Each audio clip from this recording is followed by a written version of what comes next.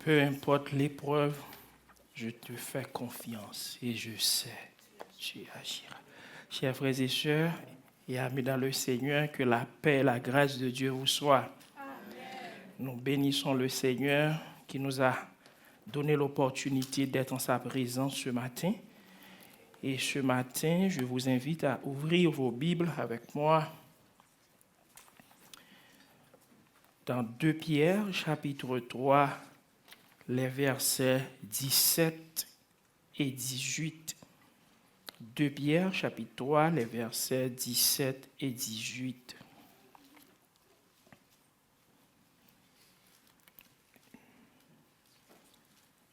« 2 Pierre 3, les versets 17 et 18. Je vous donne lecture. « Vous donc, bien-aimés, qui êtes avertis, mettez-vous sur vos gardes, de peur qu'entraînés par l'égarement des impies, vous ne veniez à déchoir de votre fermeté. Mais croissez dans la grâce et dans la connaissance de notre Seigneur et Sauveur Jésus-Christ.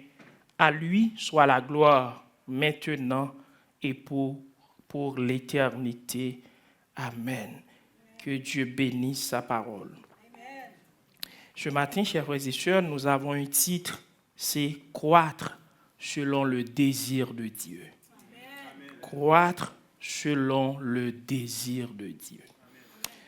Et le dictionnaire Le Robert définit le verbe croître comme suit: grandir progressivement jusqu'au terme du développement normal.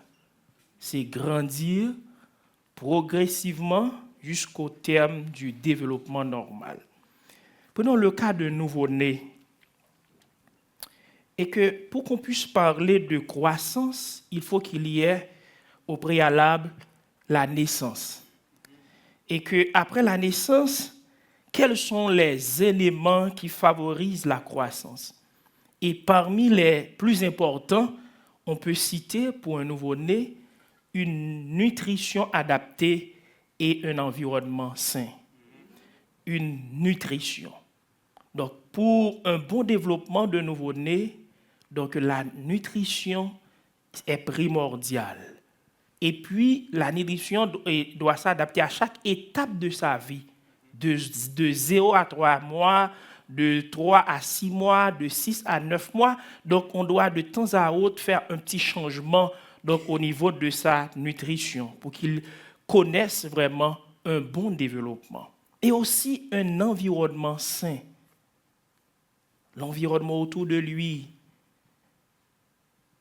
Comment il se trouve vraiment? Est-ce qu'il y a un bon esprit? Est-ce qu'il dort vraiment bien? Est-ce qu'on fume dans l'endroit où il vit? Donc, comment ça se produit vraiment? Et que pour l'environnement, si vous voulez regarder dans 2 Corinthiens 6, verset 14, et qui parle qu'il n'y a pas de rapport entre lumière et ténèbres. Et Psaume 1er qui nous dit que l'homme qui ne marche pas selon le conseil des méchants et qui ne s'assit pas en compagnie des moqueurs. Donc, et laissons de côté maintenant la croissance spirituelle. On va continuer avec la croissance pour un nouveau-né. Et si vous voulez calculer ou contrôler la croissance d'un nouveau-né depuis sa naissance jusqu'à ses premiers pas, vous allez voir entre 0 et 3 mois, donc c'est le contrôle de la tête et positionnement sur le ventre, donc pour développer la force du cou et du dos. 4 à 6 mois, c'est rouler sur le ventre, pousser légèrement ses bras, viser à lever la tête et la poitrine pour relever le buste. 6 à 9 mois, c'est s'asseoir sans aide. À ce moment-là, on peut mettre le bébé dans une position donc pour bien s'asseoir et sans aide, et le bébé commence par ramper pour se déplacer. 9 à 12 mois, donc se mettre debout en tenant quelque chose. Et il commence par faire des petits pas si toutefois il se trouve, s'il tient le long des meubles. 9 à 15 mois, donc il commence par faire ses premiers pas en autonomie, des pas hésitants, puis de plus en plus confiants. Entre 12 à 14 mois et 15 à 18 mois, le bébé marche avec fermeté et il n'a pas besoin d'aide pour bien se déplacer.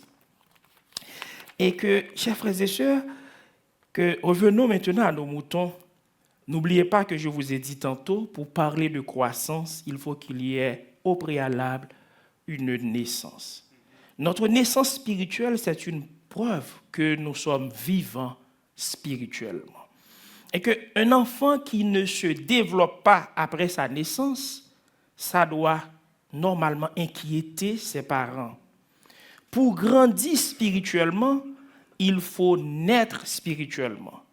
Donc, combien d'entre vous qui veulent grandir spirituellement? Je suppose que tout le monde. Mais est-ce que vous êtes tous nés spirituellement? Quand je parle de naissance spirituelle, est-ce qu'un jour, chacun d'entre vous, donc, qui est ici, a pris la décision pour inviter le Seigneur Jésus-Christ de venir habiter dans sa vie, pour le recevoir comme son sauveur personnel? Et est-ce que votre nom est inscrit au livre de vie? Quand on est né spirituellement, la croissance n'est pas un choix, mais c'est une obligation. Donc, si on est vivant, on doit se croître. Et ça crée beaucoup de problèmes. Et quand quelqu'un dit qu'il marche avec le Seigneur, mais il continue d'afficher les mêmes comportements de sa vie passée. Continue avec la débauche, l'immoralité sexuelle, le hasard, le commérage, la médisance, le mensonge, la convoitise, la haine, la médisance. Ça pousse quelquefois ses proches à questionner sur son salut. Parce que l'apôtre Paul a bien compris cette transition. C'est pourquoi il déclare dans 2 Corinthiens 5, 17, « Si quelqu'un est en Christ, il est une nouvelle créature. » C'est la croissance. Il est une nouvelle créature et les choses anciennes sont passées. Et voici, toutes choses sont devenues nouvelles. Faisons quelques constats concernant cette croissance selon le désir de Dieu. Premièrement, on va voir le début de cette croissance. Et voyons ensemble Jean 3, verset 3. Jean 3, verset 3. Le début de cette croissance. Quand est-ce qu'on est dans une position pour commencer à croître? Le début de cette croissance, Jean 3, verset 3, Jésus lui répondit. Nicodème, un grand docteur de la loi, et questionnait Jésus, se mettait à questionner Jésus une soirée. Jésus lui répondit, en vérité, je te le dis, si un homme ne naît de nouveau, il ne peut voir le royaume de Dieu. Pour connaître la croissance, il faut être né de nouveau. Jean 3, verset 16, car Dieu a tant aimé le monde qu'il a donné son Fils unique, afin que quiconque ne périsse point, mais qu'il ait la vie éternelle. Et Jean 1, verset 12, mais à ceux qui l'ont reçu et qui croient en son nom, elle a donné le pouvoir de devenir enfants de Dieu. Mais c'est le désir de Dieu pour que nous croissions. Regardons 1 Thessaloniciens 4, versets 7 et 8. 1 Thessaloniciens 4, versets 7 et 8.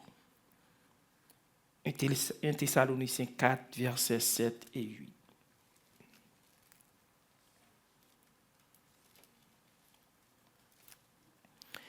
Car Dieu ne nous a pas appelés à l'impureté, mais à la sanctification. Celui donc qui rejette ces principes ne rejette pas un homme, mais Dieu qui vous a donné son Saint-Esprit. Donc, Dieu nous appelle à croître. Dieu nous appelle chaque jour à garder ses commandements, à vivre selon son dessein. C'est pour faire plaisir à Dieu. Maintenant, le premier constat, c'était le début de la croissance.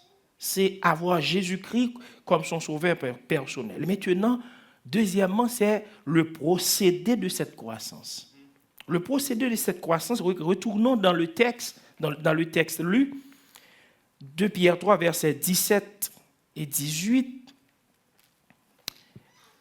Verset 18. Mais croissez dans la grâce et dans la connaissance de notre Seigneur et Sauveur Jésus-Christ.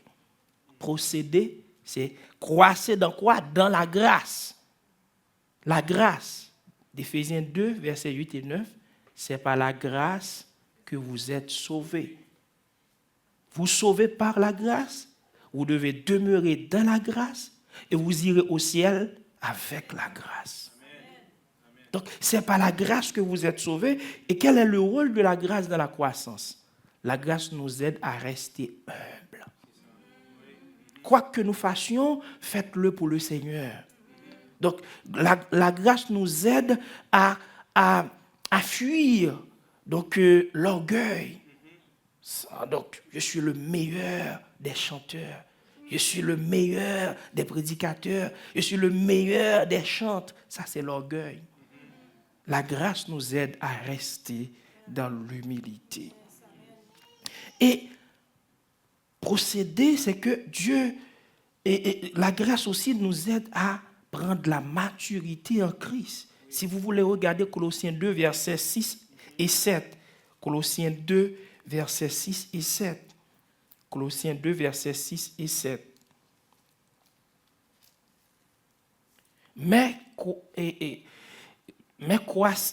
Ainsi donc, comme vous avez reçu le Seigneur Jésus-Christ, marchez en lui.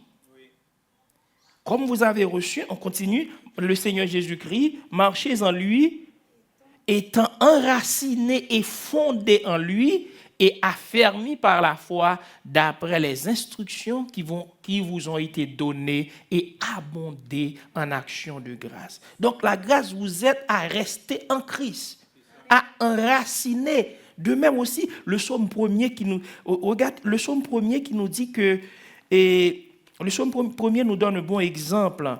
Le psaume premier nous donne un bon exemple de enraciner en Christ. Qui nous dit que celui qui est enraciné, il est comme un arbre planté près de courants d'eau et qui donne son fruit en sa saison et dont le feuillage ne se flétrit. Celui qui est planté en Christ, peu importe ce qui arrive, vous êtes en Christ. Ça ne peut pas dessécher votre vie. Vous êtes en Christ et vous portez quand même de fruits, quelles que soient les saisons, les circonstances. Parce que votre fruit ne dépend pas de la situation extérieure, mais c'est de votre enracinement en Christ. Et que la grâce nous aide aussi, chers frères et sœurs, à connaître Dieu, à approfondir notre connaissance dans sa parole. Colossiens 1er, versets 9 à 11. Colossiens 1er, versets 9 à 11. Colossiens 1er, versets 9 à 11. C'est pour cela que nous aussi, depuis le jour où nous en avons été informés, nous ne cessons de prier Dieu pour vous et de demander que vous soyez remplis de la connaissance de sa parole, en toute sagesse et intelligence spirituelle. Pour pouvoir grandir, il faut être rempli de la connaissance de la parole de Dieu. Pour connaître ce que Dieu, pour savoir exactement ce que Dieu veut pour vous. Donc, la connaissance de la parole de Dieu, et que pour marcher d'une manière digne du Seigneur et lui être entièrement agréable, portant des fruits en toutes choses, portant des fruits en toutes sortes de bonnes œuvres et croissant par la connaissance de Dieu, fortifié à tous égards par sa puissance glorieuse, en sorte que vous soyez toujours et avec joie, persévérants et patients. Et Josué 1er, verset 8. Que ce livre de la loi ne s'éloigne point de ta bouche. Pour que Josué puisse arriver à accomplir le plan de Dieu, il doit garder sa parole. Donc, c'était le secret du succès de Josué. Donc, pour pouvoir connaître le succès de notre marche avec le Seigneur Jésus-Christ, il faut rester non seulement enraciné en Christ, mais aussi rester proche de la parole de Dieu. Et maintenant, chers frères et sœurs, regardons avec moi le troisième constat. Pourquoi devons-nous grandir? Pourquoi devons-nous grandir? Donc, c'est pour glorifier Dieu. Regardons et le même texte, 2 Pierre 3, verset 18. Mais croissez dans la grâce et dans la connaissance de notre Seigneur et Sauveur Jésus-Christ. À lui soit la gloire, maintenant et pour l'éternité. C'est pour la gloire de Dieu. Et que si vous voulez regarder Romains 8, verset 29, Romains 8, verset 29, Dieu nous appelle pour que nous soyons conformes à son Fils, conformes à l'image de son Fils. C'est pour cela que Dieu nous appelle. Dieu veut que nous grandissions, c'est pour que nous puissions ressembler complètement à son Fils. Et que Galates 5, verset 22-23, Dieu veut que nous portions de bons fruits. Nous pouvons porter des fruits, mais il y a deux types de fruits, de bons et de mauvais fruits. Mais Dieu veut que nous portions de bons fruits.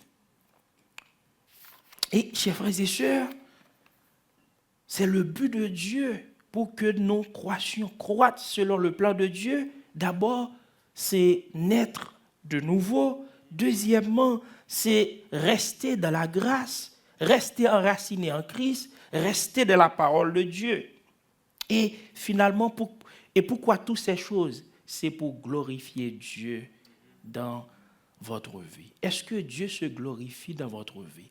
Quand on vous regarde, la façon dont vous vous comportez au boulot, à l'école, dans votre entreprise, dans la rue, est-ce que vraiment vous comportez comme quelqu'un qui grandit chaque jour? Est-ce que vous croissez?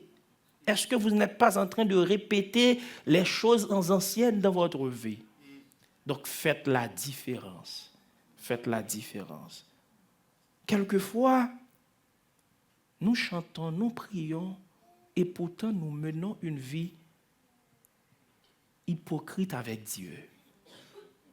Et quelquefois, Dieu veut nous tester pour faire paraître à clair notre hypocrisie. Chers frères et sœurs, je ne vais pas vous retenir pour longtemps. N'oubliez pas ce matin, le titre de mon message, c'était « Croître selon le désir de Dieu ». Mais pour croître, il faut d'abord naître de nouveau, demeurer dans la grâce, enraciner en Christ et connaître la parole de Dieu. Et pour tout cela, c'est pour la gloire de Dieu. Et quand Dieu glorifie dans votre vie connaîtra non seulement l'abondance spirituelle, mais aussi l'abondance physique. C'est pour glorifier Dieu. Je voulais vous raconter une histoire qui s'était produite en 1978. En 1978, à l'Union soviétique. Mais juste avant, n'oubliez pas, chers frères et sœurs,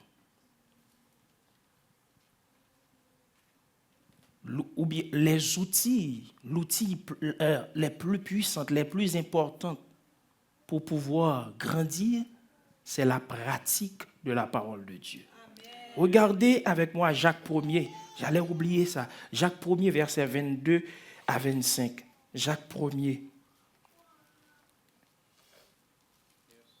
Jacques 1er, versets 22 à 25.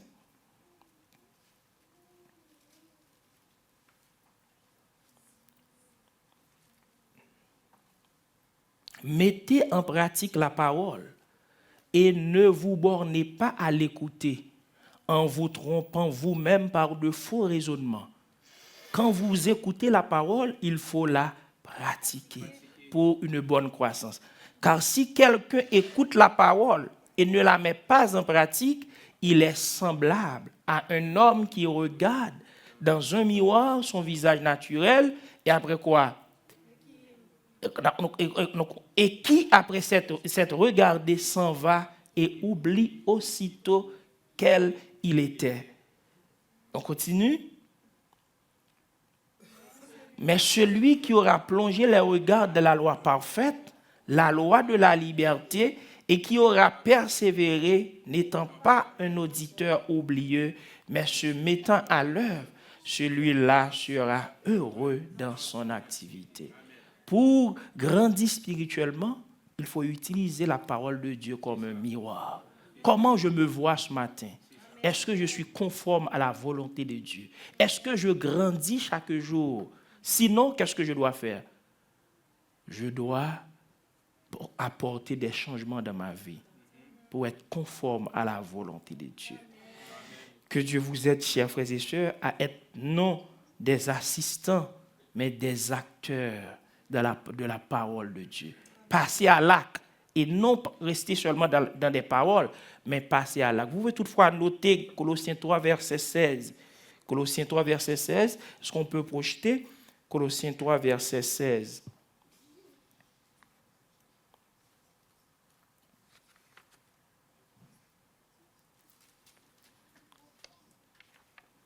Que la parole de Christ habite parmi vous abondamment. Instruisez-vous et exhortez-vous les uns les autres en toute sagesse. Que la parole de Christ habite en nous comment? Abondamment. Instruisez-vous et exhortez-vous les uns les autres. Si vous voyez que votre frère est sur le point de broncher votre soeur, instruisez et exhortez-vous les uns les autres et surtout avec amour. Par des psaumes, et en toute sagesse, par des psaumes, par des hymnes, par des cantiques spirituels, chantant à Dieu dans vos cœurs sous l'inspiration de la grâce. Ici, la grâce retourne, hein, sous l'inspiration de la grâce. Dieu vous sauve avec la grâce, par la grâce. Dieu vous garde dans la grâce et vous irez au ciel par la grâce. Restez dans la grâce, chers frères et sœurs. Et que, n'oubliez pas ce matin, pour la croissance, c'est naître de nouveau, demeurer dans la grâce, enraciner en Christ et connaître la parole de Dieu. Tout ça, c'est pour glorifier Dieu, mais l'outil ou l'instrument, c'est mettre en pratique la parole de Dieu.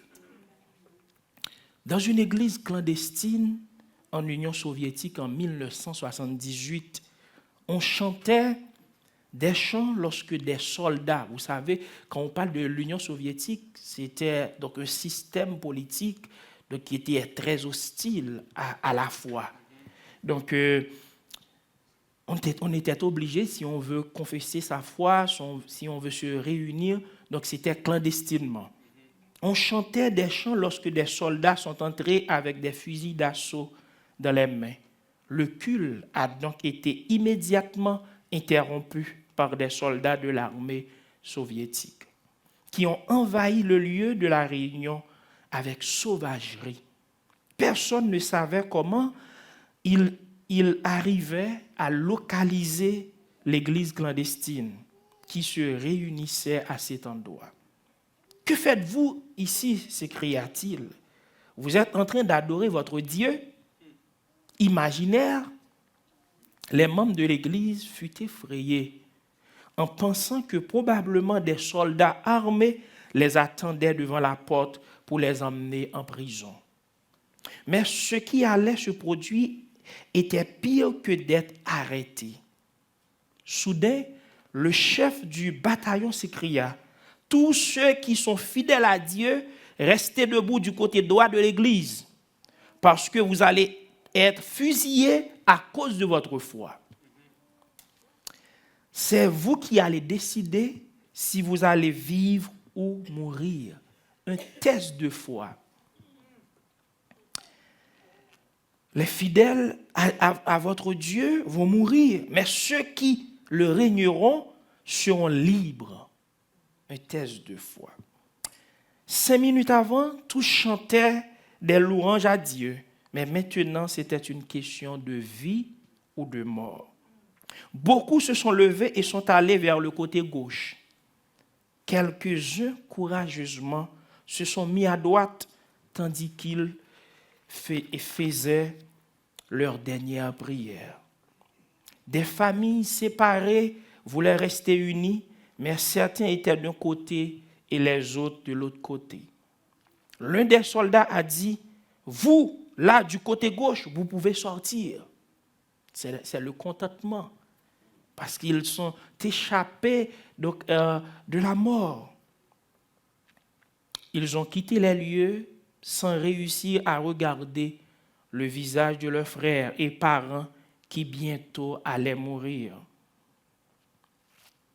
Ils étaient saisis de honte lorsque seuls ceux qui étaient du côté droit sont restés. Les soldats étaient saisis de honte lorsqu'ils voyaient une église clandestine remplie et c'était vraiment quelques membres qui étaient du côté gauche. Du côté droit, les autres étaient déjà partis, ceux du côté gauche. Les soldats ont posé leurs armes sur les sièges et leur dit, « Nous sommes aussi des chrétiens, mais nous ne voulions pas adorer avec des hypocrites. Maintenant, nous allons continuer le culte. » De nos jours, chers frères et sœurs, nous vivons des situations semblables. Il y a de plus en plus difficile de différencier le vrai et le faux chrétien. De quel côté êtes-vous ce matin? Est-ce que vous croissez?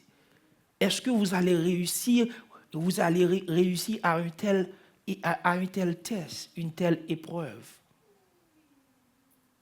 La Bible nous dit dans Matthieu 16, verset 25, « En effet, celui qui voudra sauver sa vie la perdra, mais celui qui la perdra à cause de moi la retrouvera. » Luc 9, 23. Jésus déclare, « Si quelqu'un veut venir après moi, qu'il renonce à lui-même. » L'une des raisons quelquefois qui nous empêche de grandir, c'est un problème de renoncement à soi. Nous voulons tout gagner, tout emporter, tout avoir. Qu'il se renonce à lui-même et qu'il se charge chaque jour de sa croix et qu'il me suive. Que Dieu nous aide ce matin, chers frères et sœurs, à grandir dans la foi. Peu importe la situation, vous devez mettre en tête, je suis enraciné en Christ. Quoi qu'il arrive, je porterai de fruits et je croîtrai dans le Seigneur. Que Dieu vous bénisse, chers frères et sœurs.